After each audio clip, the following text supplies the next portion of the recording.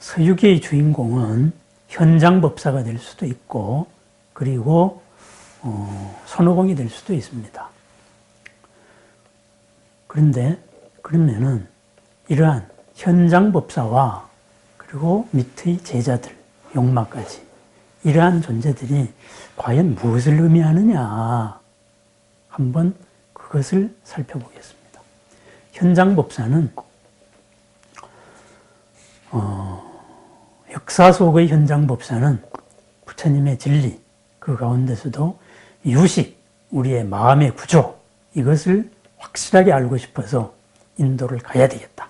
이미 중국에서 20대 초중반에 뛰어난 학생으로서 이름을 들쳤지만은 내가 해결 못한 이걸 하러 가야 되겠다. 이렇게 해서 갔습니다. 그리고 서유기 속에서의 현장은 이렇습니다. 당태종이 모든 생명을 이롭게 하려고, 모든 생명을 지옥에서부터 구하기 위해서 수륙제를 베풀었는데, 수륙제의 마지막 날, 수륙제 도중에 바로 관세음보살이 왔습니다. 관세음보살이 와서는 여러 가지 신통력을 보여줘서 당태종이 관세음보살을 인정하게 만든 다음에 말을 합니다. 지금은 외우고 있는 이러한 경전들로서는 모든 생명을 지옥에서 꺼낼 수가 없습니다. 진정한 수륙제, 물속의 외롭고 애달픈 혼들, 그리고 육지의 모든 외롭고 애달픈 혼들, 이런 존재들을 지옥에서 건져낼 수가 없습니다. 그럼 어떻게 해야 되느냐? 대승경전을 구해야 됩니다. 그 대승경전이 천축에 있습니다. 그래서 그 천축으로 구하러 보내십시오. 이렇게 되어서 그 명을 받고 누가 갈 것이냐 이랬을 때 현장이 제가 가겠습니다 해서 갑니다. 그러면은 서유기 속에서의 서천축으로 가는 목적은 모든 생명을 지옥에서부터 건질 수 있는, 모든 생명의 고통을 풀어줄 수 있는 그러한 진정한 가르침, 이 가르침을 구하기 위해서 간 것입니다. 그러면은 모든 생명을 고에서부터 구한다, 구했다. 그게 성불입니다. 부처님의 일입니다. 부처님의 일을 하기 위해서, 완전한 부처님의 일을 하기 위해서는 부처님이 돼야 됩니다. 그렇게 해서 이러한 깨달음의 여행, 수많은 요괴들을 만나는 깨달음의 여행을 거쳐서 마침내 부처님을 만나서 부처님이 되고 정단사자가 되고 그리고 금신나한이 됩니다. 그러면은 여기에서는 일행 전체가 하나의 목적으로서 가고 있습니다. 그 하나의 목적이 뭐냐? 바로 모든 생명을 이롭게 할 수 있는 진정한 가르침을 구하겠다 이겁니다. 그러면은 밖으로 행하는 일은 모든 생명을 이롭게 하는 것이고, 안으로 나에게 이루어지는 것은 내가 부처가 되는 겁니다. 내가 모든 고통의 한계에서 벗어나는 것이죠. 그렇게 합니다. 그러다가 보니까 사실은 이 존재들이 뭐냐? 사실은 한 사람의 여러 모습이다. 이렇게 표현해도 됩니다. 구도자 속에 있는 여러 속성들, 상황에 나타나는 여러 일들, 그 일들에 대처하는 여러 가지 방식들. 이것이 손오공, 저팔계, 사오정, 용마. 그리고 서유기 속에서 나타나는 현장의 모습이다. 이렇게 해도 되겠습니다. 가장 뛰어난 그리고 훌륭한 학생이었던 현장이 서유기 속에서는 어떻게 나타나느냐? 아주 겁쟁이로 나타납니다. 아주 겁쟁이로 나타납니다. 맨 처음에 호랑이한테 잡혔을 때도 아등바등 그냥 바르르 떱니다. 그리고 그 다음에도 요괴들을 만나게 될 때 어쩔 줄을 몰라가지고 떱니다. 말에서 떨어지기도 합니다. 결국은 이것은 뭘 말하느냐? 우리가 공부를 하고 이랬을 때는 수행을 하고 이래서 머릿속에서의 열린 지식이 있고 뭔가 깨달은 것 같습니다. 시원한 것 같습니다. 그리고 몸으로서의 어떤 수행 체험이 있었습니다. 지금까지 일찍이 경험하지 못했던 어떤 체험들이 옵니다. 사막을 가다가 바로 오아시스를 만나는 그런 기분이 체험을 합니다. 그렇지만은 그래서 이게 내가 해결됐다, 뭔가가 됐다 이렇게 말하지만은 그것이 현실 속에 질서 바깥에 내던져졌을 때 과연 여여할 수 있느냐? 그렇지 않다 이 말입니다. 모든 이치를 다 꿰뚫어 봤던 것 같은, 꿰뚫어서 도통한 것 같은, 도인으로서 인정받고 있던 현장도 막상 상황에 닥치니까 두려운 마음이 없을 수가 없는 겁니다. 왜? 아직까지 부처님으로 완성이 되지 않았기 때문에 그렇습니다. 그럼 현장만 그러냐? 손오공 또한 마찬가지입니다. 이 현장의 속성 가운데 난관을 타개해야 되겠다. 정면으로서. 그렇게 해서 스스로 가진 힘으로서 타개를 합니다. 그래서 그 힘의 타개책의 상징이 바로 손오공입니다. 그래서 선봉장이 되는 거죠. 상황에 대해서 정면 돌파를 합니다. 그런데 손오공이 그 전까지는 현장 일액이 되기 전까지는 자기 힘으로 모든 걸 다 했어요. 하늘나라에 옥황상제도 협박을 했고 뭐 안 한 게 없습니다. 비록 서가모니 부처님한테 잡혔지만 그랬는데 서주기 속의 구도행렬 속의 손오공은 많이 다릅니다. 요괴와 싸우다가 관세음보살에게 부탁하는 일이 많이 있습니다. 자주 부탁을 합니다. 관세음보살을 쫓아가서 부탁하기도 하고 찾아가서. 이것은 뭘 의미하느냐?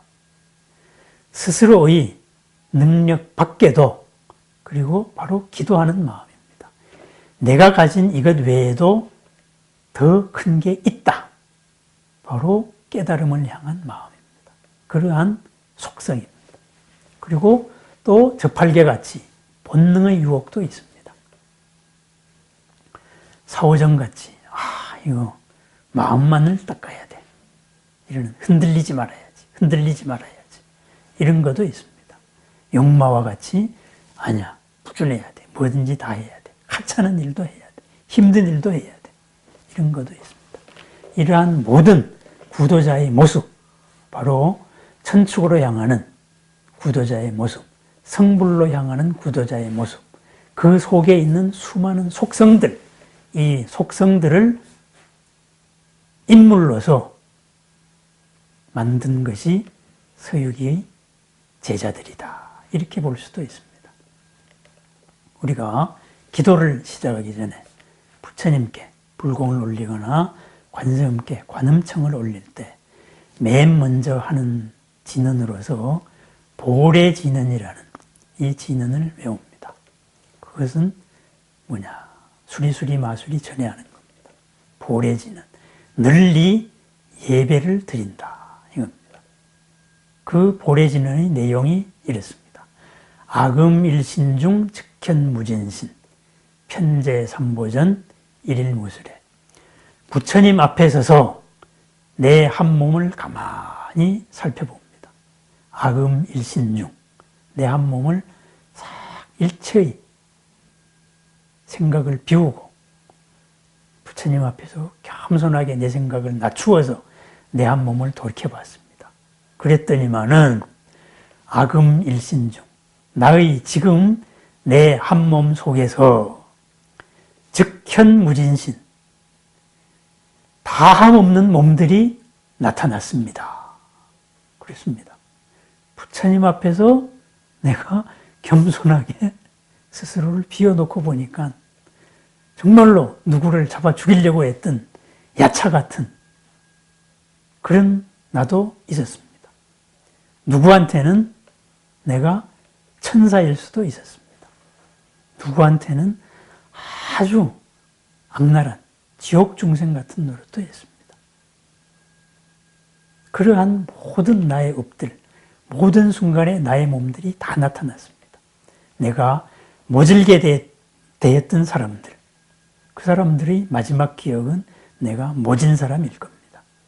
내가 천사같이 대했던 사람들, 그 사람한테의 나의 몸은 바로 천신이었을 겁니다.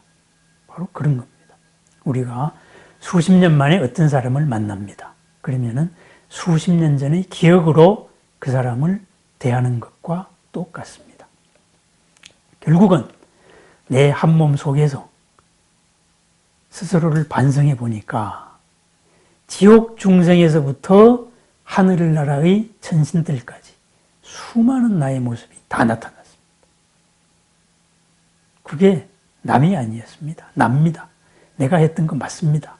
그래서 부처님한테 이 한 몸, 한 몸, 내 한 업 모두 참여드립니다.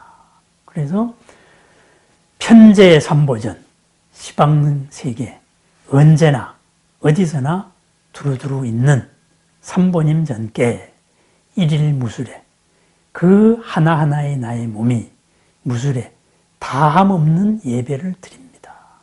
다함 없는 절을 드립니다. 이렇게 부처님 앞에서 불보살 앞에서 나를 완전히 비운 다음에 그 다음에 경을 읽고 아니면은 여러 불공을 하고 이렇게 기도를 드리는 순서입니다. 그랬습니다. 현장이 서천축으로 법을 구하러 갑니다.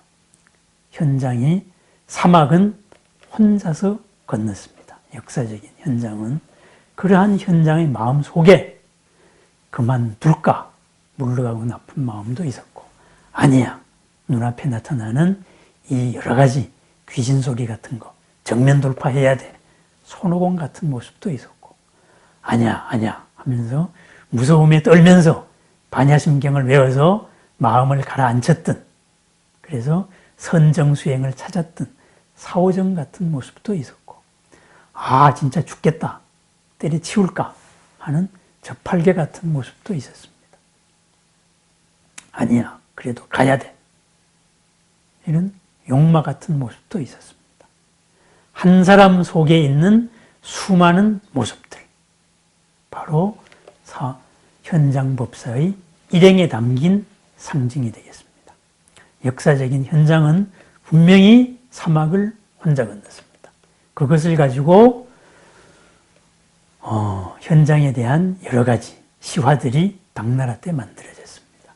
그것이 송나라 때 요괴들과의 싸움이 붙은 여러 가지 이야기로 만들어지고 원나라 때는 창극으로 만들어지고 그리고 명나라에 와서는 이것이 깨달음의 대행진 이렇게 서유기로 나와서 마침내 청나라에서는 서유기의 이름 자체도